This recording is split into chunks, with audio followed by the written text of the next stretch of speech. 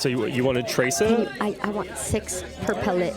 6 per pellet? 6 per, yeah. Okay, 6 per pellet? Okay.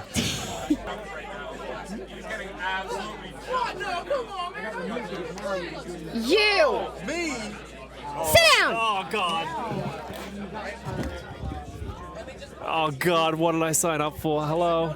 Okay, first of all, hi, I'm so happy to see you. I watched you in the Overwatch League. Oh. I actually didn't know that you were on the dev team until yesterday. Until yesterday? Yeah, I had no idea. I also didn't know that Megatron was on the dev team, so I'm kind of just a bum, I think. Okay. Okay, so first of all, I'm happy to see you. Thank you so much for taking time. How much time do you have for this? I have all day. We've got the whole day blocked up. Let's see how the first 5 minutes go, and then I'll tell you how much time I have. Let's sign this book, please, first. Thank you. Maybe, put some ink on your thumb, and you can put it there, too, if you want. There you go. Sign it as Custa.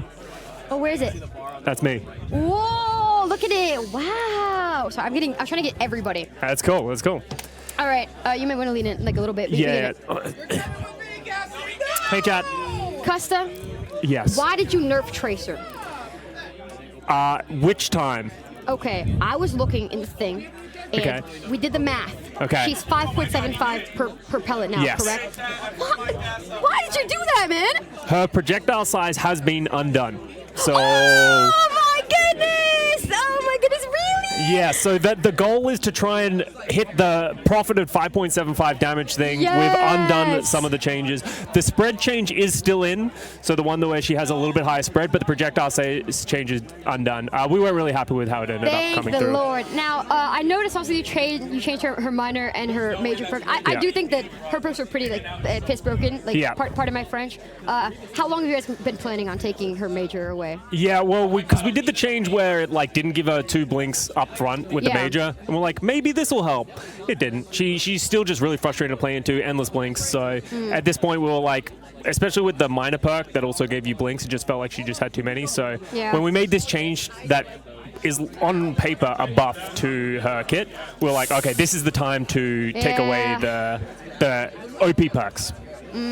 I even feel like the blink pack thing is like pretty OP. Now, can she still take health packs when she is full HP? Yes. Okay. And she has the flanker sub roll now, so packs are like really good for Tracer right now. No, see, I'm very interested in that. It's because is global passive still in the game right now? Yeah. So the DPS passive is now global for everybody. So everybody. So there is no more global because global passive. I mean, you're out of the team for every 5 seconds and you regen. Yes, that is still a thing for everybody, and the DPS passive is now global as well. It's applied to everybody. Which means shooting them is going to make them take less healing. Yes. By percentage. Okay, so being in the team fight, you're getting healed. Being pocketed is less valuable. Yes. Across the board. That's across very the board. interesting. I'm very surprised that you think that the flanker passive is good for Tracer because I know that Tracer is like a very health pack heavy character. Yeah. But with the global passive in the game of regen and with how little HP she has, 175.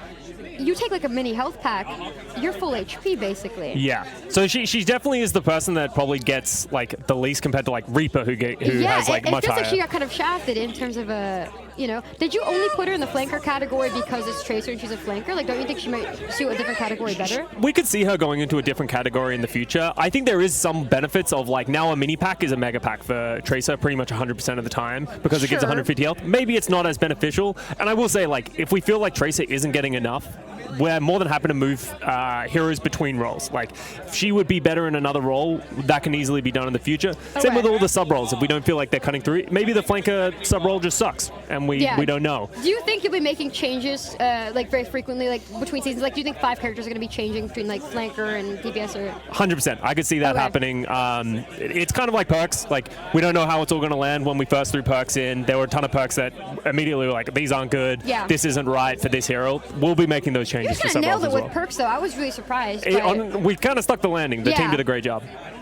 Here's an interesting question. Okay, so there's like this kind of design philosophy with Overwatch 2 where you have like a lot of very hyper mobile characters. I mean, we saw like Jetpack Cat and whatever.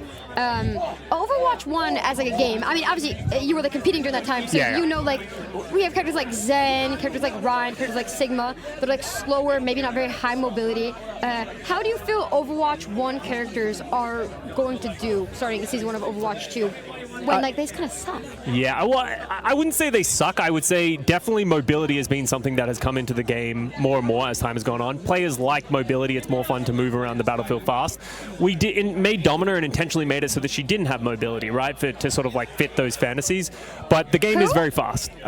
Domina, the new tank, she doesn't have a mobility. And yeah, you said she was like the first like poke tanks in Sigma. It's so funny you added a poke tank and then you added like 5 like or 4 more other hypermobile guys. Yeah. So Domina is definitely the slow moving of all of them. Mobility is definitely a very big thing. It's actually something that we are looking at internally. I'm not saying this is going to happen, but we are looking internally of like, hey, how would it feel if we started slowing a lot of these characters down? Not in like a crazy way, but like, how would it feel if we went across all the heroes and were like, oh, what if this was a second longer cooldown on mobility? What if this wasn't as fast and stuff like that? Trying to feel out what would be good and if it feels good for the game. Because as much as the game being slow isn't super fun in a lot of ways. No, it's right? not. I think we all played like during like double shield. Yeah, so we don't want to undo all of that, but it's like I do agree with you that hypermobility can be an issue that does come up, especially with some of these new heroes. Why does Doomfist have so many bugs? Wow, this is the get quaked on one. Doomfist slam is like slam, punch, all these kind of things. Slam is pretty consistently bad, yeah. There's a lot of things that are going around in the back end of that, and changing certain things has like trickle-down effects. It's something that we have looked into. It's something that we are planning on looking to. As you can tell, we've been really busy as of recent thing, but hell yeah. It is something that I personally want to look at moving forward because I think it's really well documented by a lot of people in the community. Some of the issues a lot of people, yeah. Doomfist players are very passionate about. It's something that we do want to look into to try and find a way to sort of appease both people. Because like, I also think it's worth mentioning some things that players want isn't good for or healthy for the hero, or not accessible, or these types of things. If certain things can move the ceiling of how good Doomfist is too high, and we don't want him like flying around the battlefield too much more than he already is. Now, how much do you still play Overwatch? I play Overwatch. Definitely not as much as I used to. Well, yeah, of course. But I'm GM 5 on support. I'm like Masters 1 on DPS. So I Do you think if you played more, you could get higher than GM 5? Yeah. Yeah. Okay. Definitely the thing is like I don't know if you've stepped away from games before and you're like I play and I'm like, man, I'm playing like trash because it's just like I don't remember what's good. It just doesn't feel good because you have the eyes of a human, but you're watching a noob. And I'm just like half a step slow. Like I can see myself, and I get put in these games where it's like, oh, I'm in a champ 4 lobby, and here's me like, oh god, I'm gonna get beaten up. So. Okay. Do you think your own games impact your balancing decisions, or is it mostly from looking at stats overall? I would say it's a combination of absolutely everything. Whenever we're looking at balance, it's we look at the stats, we look at your own personal feelings about certain things, but then also the feedback that everyone gives. Like it's all put together to be like, okay, what is the best and healthiest for the game? Okay. We don't have any personal bias with balance or anything like that, though. Is that possible? I guess that's true. Maybe it isn't possible, but I would say like at the end of the day, the thing that is my job is to make the game as good as possible and make it as fun as possible, and that's what we strive for every day. Now, your team, do they have anything to do with hero bans? In the system, not that much, no. Okay, are you looking at hero ban data and you're seeing like people are permabanning Freya, Sombra, Vendetta, a lot of new age heroes. I know Wuya came out who's getting banned a lot. Yeah. People like are using the system to avoid characters that are kind of just like piss broken on launch. What are you guys doing about that? Yeah, so obviously the safe side of strong is the wording that people love to use, but when a hero comes out, you want them to feel effective, you want them to feel fun. Of course, we don't want another like Lifeweaver. Yeah, and exactly, we don't want the Lifeweaver situation again. Freya and Vendetta are obviously like big examples of like... Yes, they are. Freya was very frustrating to play into because of her one-shot capability with the double recon bolts. Vendetta is very prickly as she just like trades more effectively than anyone else in the game, and she feels... that's a really good way to say it. Yes, she does. She's very oppressive to play against. Like her, it's funny because like we have the stats. The death rate of Vendetta is like 20% higher than every other hero. Wow, that's very interesting. Because she just dies all the time, but she trades so effectively and that's why we did the spawn change of like she can't E out of spawn, right? Like we're trying to slow her down from just like turbo inting in over and over again. So what we're trying to do is learn from those ban data and understand what are the issues that are coming in with these new hero releases, because we don't want a hero to come out and then Vendetta's banned 70% of the time, and people can't even play her even if they do want to. So we're trying to avoid that. These 5 new heroes, we're trying to find and make sure we strike these balances. But I also think a part of that, like Wu Young, I actually think was stronger than Vendetta and Freya. I agree with you. Yeah, that's very interesting. But he wasn't banned as much because as a support, he's fun, but as a support, it doesn't feel as oppressive to play against as a player, right, compared to Vendetta and Freya. So I think DPS heroes are definitely way more prickly. Same thing with Hazard, almost to a degree. Yeah. Like when they're really oppressive, you feel it in the lobby, and that's going to lead to more bans. I have to ban that guy, sorry. No, you're good.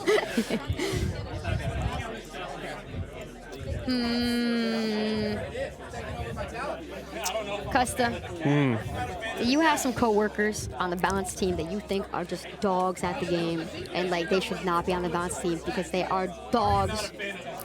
No, that we don't have anyone on our team. Like obviously we're not a bunch of like champ players running around, but I think everyone has a really good eye for the game and understanding for the game. It's interesting because you're using this sort of like language, like inting, or like just like the concept of like taking trades or whatever, and thinking about Overwatch like through this lens as like a pro player.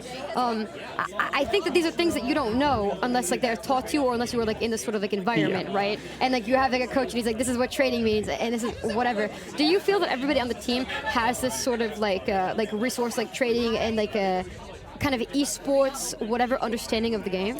I think everyone on the balance team, right? So you think everyone on the balance team thinks about the game this way? So to put it in context, the two major people who do most of the balancing is me and someone on our team named Josh, and he's great at the game. He's been someone who was GM all the way through Overwatch 1. He's so like a Masters player thing. He has been there since day one of Overwatch, and he has a really good insider knowledge.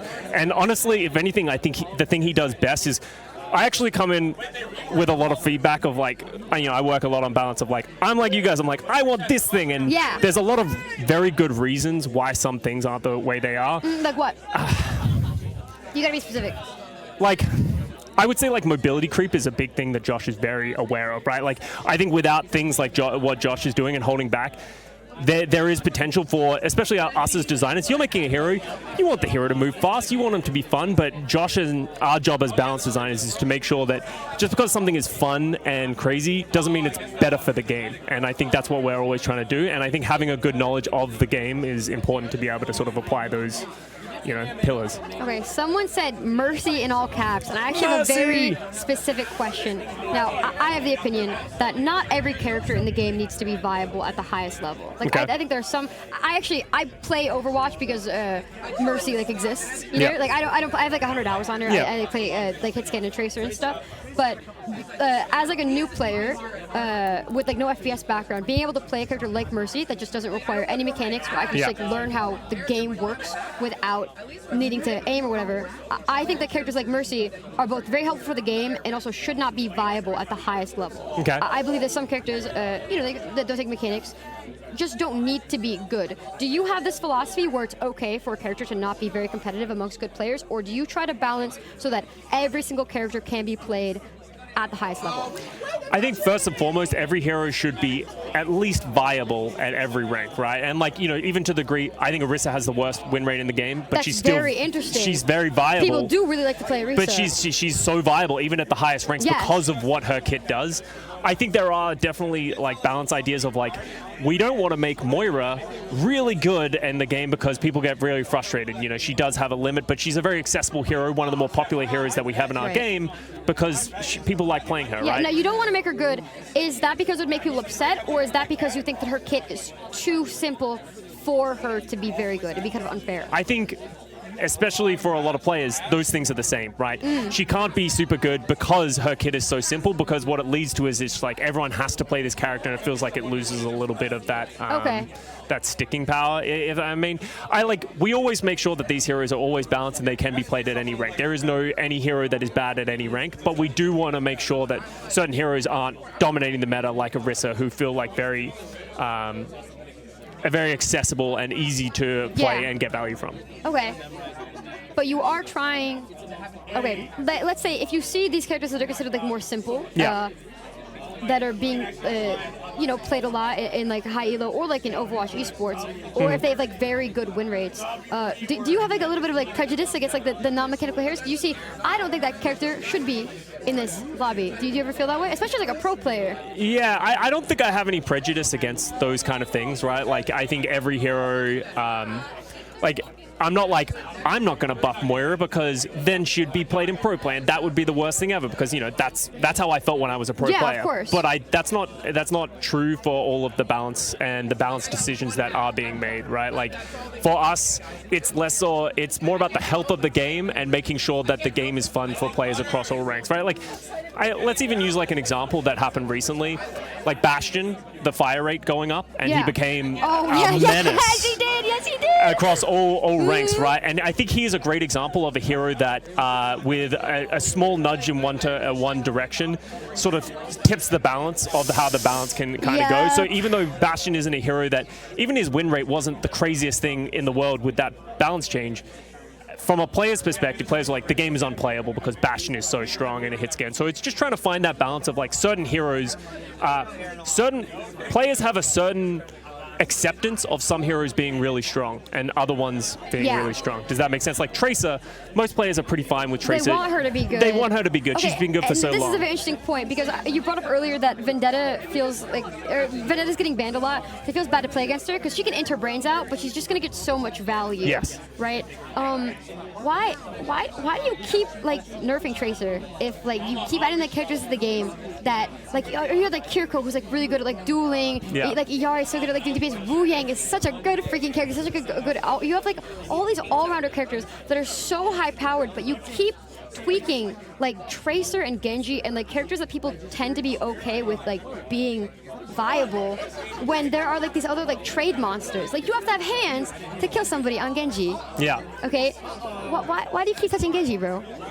I think the idea is that yes, people are more okay with Genji and Tracer. They love Tracer, Genji, Reinhardt, all those kind of heroes. Fun. They're just like, and they're fun. Like, I agree with you, but at some point, it's important to make sure that on the balance team, we're moving things around and making sure that every hero at least has like their time in the sun, right? We saw that recently. Sigma got buffed up recently. Oh, okay, for like 4 days. Yeah, okay, that's because his win rate went up to like 57% or something. I know. Like. Okay, but that's because Sigma was like getting power crap, but now he's like normal. And that's the thing is like we wanted to make the buff so he's good. He went back down a little bit because he went too far, but he was still strong and he has been strong the last couple of seasons. He's been played in situations people didn't play him on Control, they didn't play him on Flashpoint, they didn't play him on any of these modes because it's not his super strength. But with this number tweak, it's moved him into the meta, which is great, but that doesn't mean he always needs to stay there. And we want to make sure that certain heroes are coming back. Alari got the buff to her damage recently. She's been playable in a way that she hasn't been for a while. Zen got his Discord damage upped recently, making him more viable. So making sure that heroes are being moved around and it doesn't feel like, oh, we're just going to make Tracer, Genji, Reinhardt the best heroes in the game and that's how it's always going to be. Okay, that makes sense. And if you want to play these other heroes, tough luck, people like Tracer more. We want to make sure all heroes feel like they're viable and that they have their moments in the meta. Okay, on the topic of like the feel of the game, there are some characters people just hate, even though they're not like particularly good or crazy. Yes. Like Sombra is a character that comes to mind. People just don't like playing against that character. And you guys have done like a lot of reworks on Sombra. I'm not sure, like maybe like 2 or 3 times where you've just changed her entire kit. Is it like very disheartening to you when you do like a rework and people just continue to ban the character? So I haven't been on the team since we've done any serious reworks for any of the characters. It is something that we are planning on doing this year. It was promised in the spotlight. We are looking to do. Sombra is definitely one of those characters. So one of the things that I'm really looking to do with joining this team is hopefully find a solution for these characters. Yeah. These characters that I think players are like, this isn't a good, match for the game. Sombra, invisibility, and ability lock are just always going to be a frustrating thing to have. Yes. We have, Lifeweaver is another great example of a hero that does the most healing in the game out of anyone, but players don't. Whenever Lifeweaver gets strong, people get really frustrated because it's hard to fight into and it doesn't feel like you can punish Lifeweaver. So trying to find good solutions to these problems through reworks, and that's the goal for this year. Okay, so this year we will be seeing a lot of hero reworks? Yes. Okay, now how many of those did you have a hand in? Those reworks is something that I'm working pretty closely on. Really? So, that's very interesting. Yeah. Right. Now, it was said before that you guys were not going to do that much with 6v6 Overwatch. You're going to leave it in the water, but it seems that philosophy has changed recently, where you guys see the love people have for 6v6. how much are you yourself working on 6v6 balance? Yeah, so we work together, me and Josh, on the 6v6 balance. It's something that's always going back and forth. We don't want to make too many changes to the main game mode because we want to make sure that anything that comes in the main game mode feels like it's trickling down to 6v6, so it doesn't feel like there's this like huge balance gap, and also like understanding of the game whenever you go to play 6v6. Yeah, absolutely. That's why it's like, you know, you saw in the 6v6 balance patch we did a few months ago, it's kind of like more trying to deal with the characters that are over-indexing or under-indexing based on the 6v6 game mode, right? Like people like Wrecking Ball's impossible to kill, Diva's an absolute menace, all these kind of things, right? So those are the main things that we're looking to change in 6v6, but we're trying to keep parity between the two modes as much as possible where it can be done. Now, someone asked this question, and we talked about mobility, right? And how like Overwatch 1 characters feel like a little bit like derpy sometimes, and you're kind of like trying to avoid mobility creep while also making the game fun and not be like double shield. Yeah. Do you guys have any intention to add like new mobility cooldowns to original Overwatch 1 characters in order to help them keep up? I guess, so I would ask a question to you, which characters do you think that don't have mobility should have mobility? I think yours like this like with perks really well though, where Zen can like fly now. Yeah, and, like, the little hover and stuff like that, yeah. I'm asking this question because people keep asking about Ryan in the chat. I think a lot of like, Ryan players are very passionate about their hero and they really want him to be good. Yeah. Which makes sense. Do you feel that Ryan has a problem with mobility? I think he has issues with verticality. Like, I think he's very strong on even playing fields, you know, on situations he can play. Like, he is, you know, if you're just looking at the numbers of win rate, he is a strong hero, and he has been. Ryan does very good. The thing about Reinhardt is he's a menace when he's strong, but if he can't play the way that he wants to play, like you try and play Reinhardt on Dorado, good luck. Maybe you have a jetpack cat now, so maybe it'll be viable. Yeah, I was thinking too. It seems like rather than like giving Ryan CDs, you add characters like Weaver, where like he has like the pedal, or you add like jetpack cat who can just like. They can help. Yeah, I guess the question is, like, is it healthy for Reinhardt to have verticality in his kit? It's like, is this better for the game? Is this going to make everything better? Like, yeah, it might be more fun for the Reinhardt players, but it's like, well, the more that you, and this is something that we're very aware of with perks, like the more you fill in players' heroes' weaknesses, the more every hero becomes homogenized to themselves, right? So it's like, why you, like right now, there are very clear heroes that are better on certain maps and certain matchups, all that kind of stuff. If Reinhardt gains verticality, of like he can wall climb, or he can charge and he gets lift and he can go up a little bit, right?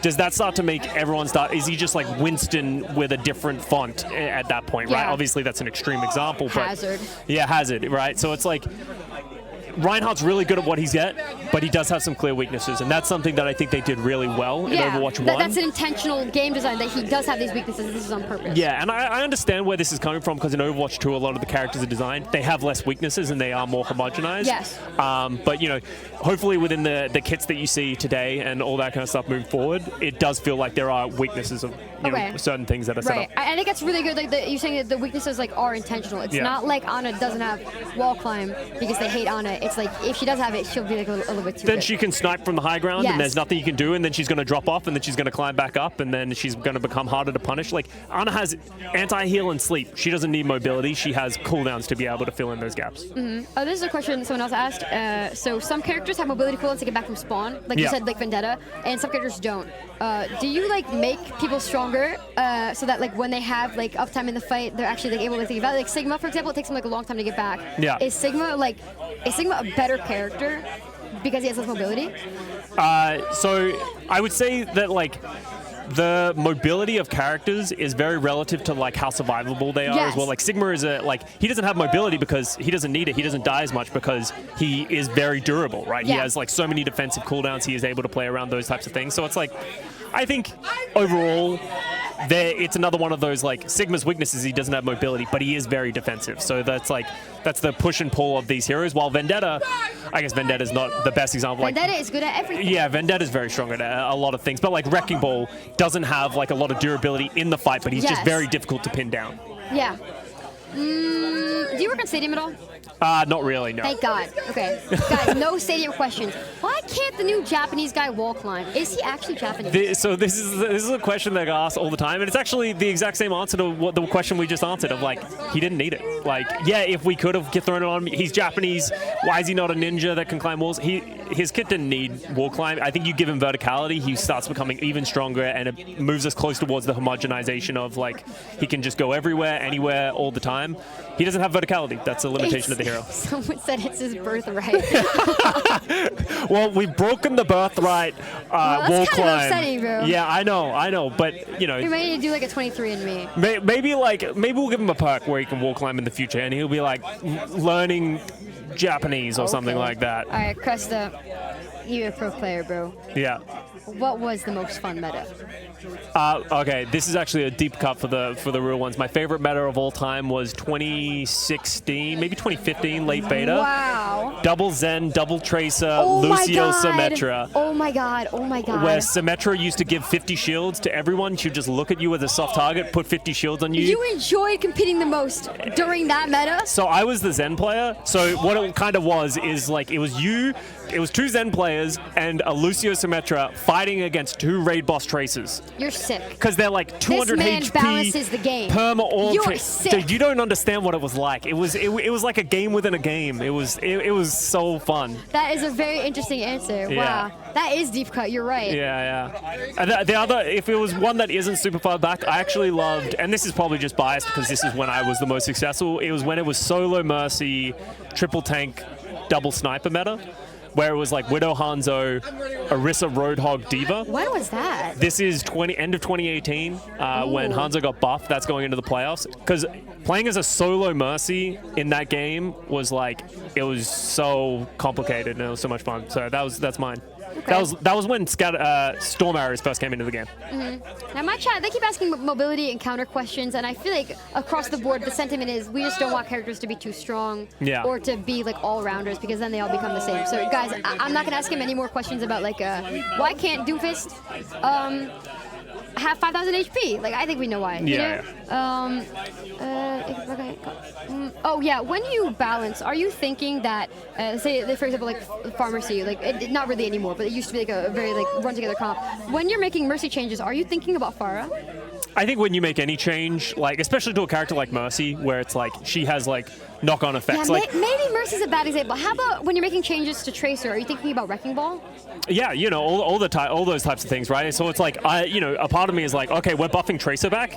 That probably makes Vendetta worse because Tracer is someone who can like hound down a Vendetta. It's going to be hard for her to pin you down and that kind of stuff. So like, there's definitely, anytime you make a change to someone, you're like, okay, who is this affecting the most, right? Like, who is getting, hurt out of all this, right? It's almost like when we buff Zenyatta's Discord Orb, that makes Zenyatta more viable. Yeah. He's better. That's probably better against Sigma, right? So that's where like, okay, that's probably going to knock Sigma down just a little bit. Oh, when we make these tanks stronger, all that kind of stuff. And that's why this season 21 is so, we don't know, there's too many moving factors. Yeah. We got 5 new heroes, we got sub roles, we have the balance changes coming in. It's going to be, we're kind of throwing everything at the wall and we'll see what sticks. How did you decide who gets what sub role? Okay, I don't mean to like harp on this like Tracer thing. No. I do want to say Tracer is like literally like a flanker. Like I think it's funny that you have like a hard hit skin role like Hanzo, Soj, Cass, Ashe, whatever, and then you have like a flanker role, whatever.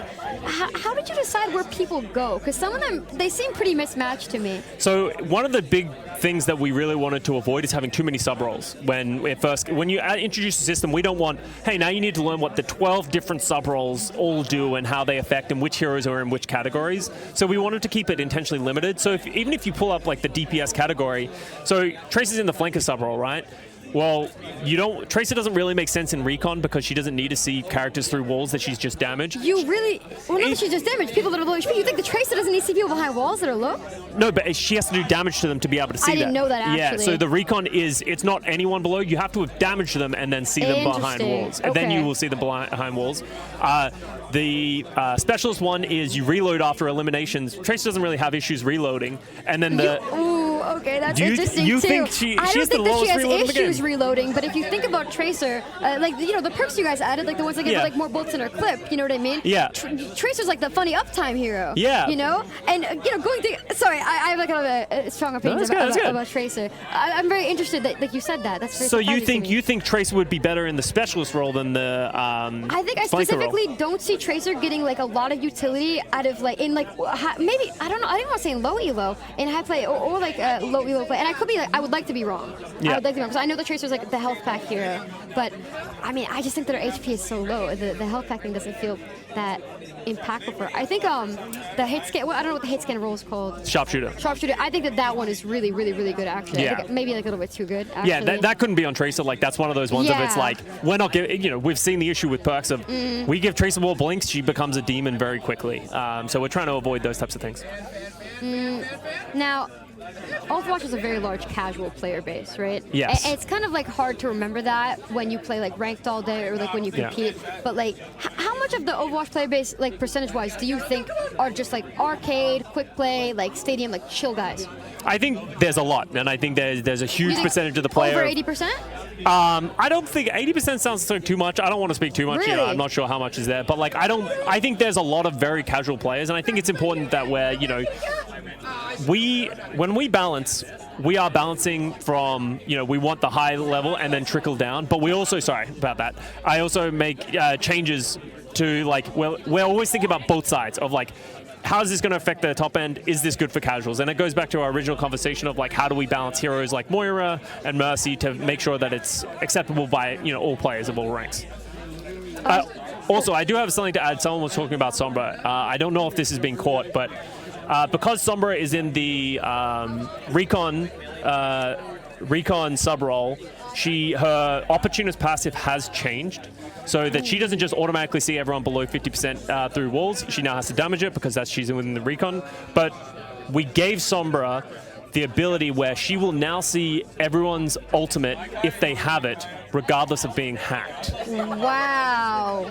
Just like, how? Like permanently? Permanently. So if you see someone... You can just always see ult all the time as Sombra. You will see if someone has ultimate whenever they do. Okay. So it was kind of us leaning into it, like how do we make Sombra feel, you know, more? It's very fantasy driven for her. We wanted to change things up with her opportunist passive. We didn't just want to take something from her.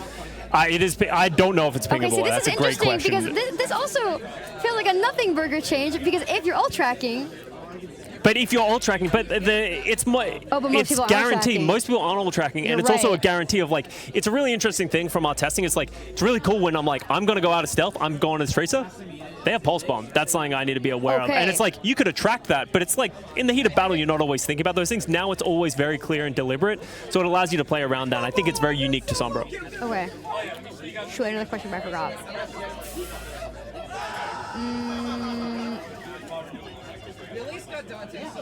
Yeah, I forgot. I'm gonna reach out a little bit, and then if I can't come with it, I might let you go. Hopkins.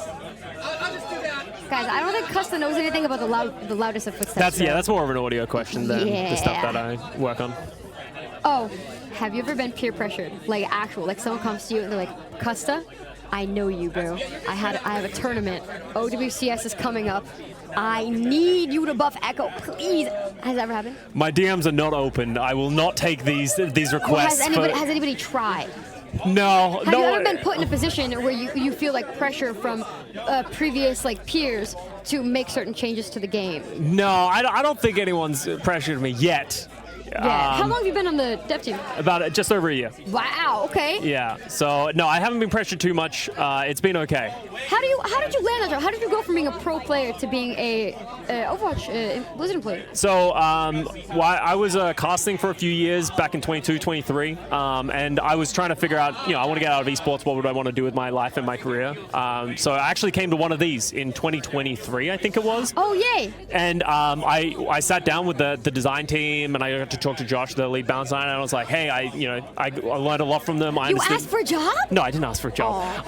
But I was like, this is a really cool opportunity. This is a really cool thing. I would love to pursue game design as a career. So I actually started doing some online courses and all that kind of stuff, and I actually was able to talk to Alec and Josh, people who work in the field, like, hey, what are things that you would recommend? me to do and go through.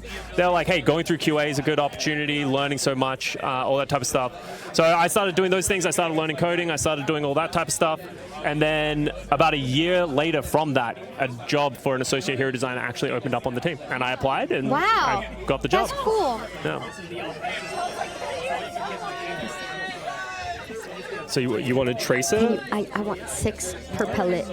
6 per pellet? 6 per, yeah. Okay, 6 per pellet? Okay. There might be some changes to Tracer. I might be misremembering things coming in the next patch. Yeah, Maybe we misread the F1 screen. Yeah. Also. Okay. No, I don't want you to go because you're such an interesting person to ask questions. Oh my god, I had infinite questions for the skin person. This is a bit unfortunate. Do you follow Overwatch esports at all? Yeah, I follow bits and pieces, less than I used to, obviously. Yeah, but yeah, I always keep an eye on things. It's like, as with all balanced things, I love to keep an eye on what the pro players are doing, like what is really strong in their eyes. Because honestly, what is strong in pro, it actually doesn't always translate to what is pro in ranked games. Like Kiriko, people are still like, Kiriko's the best hero in the game. She's still being played all the time, but that's just because her kit is so strong within the professional meta. So slippery. So that's something that I'm keeping an eye on. I actually, this is another change that I'm not sure if you're aware of. Kiriko TP no longer cleanses her in moving forward. Bob is not going to like that. Yeah, so it was one of those things that because we have Mizuki, he has his teleport. Anran has her phase out when she uses her E, and it was something that like we had cleanses on those setups, and we were like, this feels unnecessary, and we were like, okay, that's a really big deal. Yeah, and we're like, let's take a step back and be like, who else is doing this? Wow. Do we think this is unnecessary? Kiriko, Suzu already cleanses her. She can TP so often. Like we're like, okay, maybe she doesn't need this. On the other hand, though, like some characters were like, they need this. Like Sombra, she will still cleanse on her translocator because she goes into stealth, and if she doesn't have the cleanse, then it becomes really difficult to go through stealth. So that's kind of insight into how we came to some of those decisions and stuff like that. Now, on like the topic of like how you like come like to these decisions or whatever, there are a lot more games competing in like the hero shooter space than there used to be. Like I know Valorant came out, and that was kind of like the thing that started it all. And now we have like Marvel Rivals, which is a big deal. Do you ever look to those games and like pull ideas from them, or see like a concept you think is cool that might influence your decision making when it comes to hero design? I would say, we don't pull from, but we look at every new hero that comes out in every new game. You are. And also, I love video games. Like I've been playing a lot of Deadlock recently. I love that game. I think Marvel Rivals made a lot of really interesting kits. They got a lot of really interesting abilities. Seeing how they put these things together, of course, we'd be remiss to not look into what other people are doing and what other players are enjoying, right? Like the good artists copy, great artists steal. Yeah, exactly. Do you think invincibility? How do you feel about invincibility cooldowns? Suzu, BAP, ammo field, these sort of things. Invincibility. I think invincibility is something that is used very infrequently, but is used in certain situations where it feels like it's necessary. Suzu, like the invincibility, those iframes, I think are important to sort of like understand how that is used, right? Like that saving opportunity. But it needs to be used very liberally because there is a lot of frustration around those abilities. So trying not to add them where we don't feel like they're needed. All right, one last question. We'll keep it like nice and light. What do you think is the biggest perk or benefit of working for Blizzard? I get to work on the game that I love. Overwatch gave me everything that I have in my life. I've been playing for 10 years. I played pro, I became a caster, and now being able to work on the game, I get to work on the game. I get to do balance for the game that I've wanted to work on for so long, and it's awesome to be able to have days like these where I get to talk with people like you, people who love the game, people in chat who love the game, and sort of like rally behind all the awesome things that Overwatch does. That's really awesome, man. Okay, I won't take any more of your time, but I really appreciate you going on your way. Guys, can we get some hearts in the chat for Custa? Appreciate you. Ex-Owl player, ex-caster, ex-pro, current Tracer buffer. Thank you so much for that, by the way. Thanks for the $20. Thank you. Oh, thank you so much, man. I'm serious. Thank you.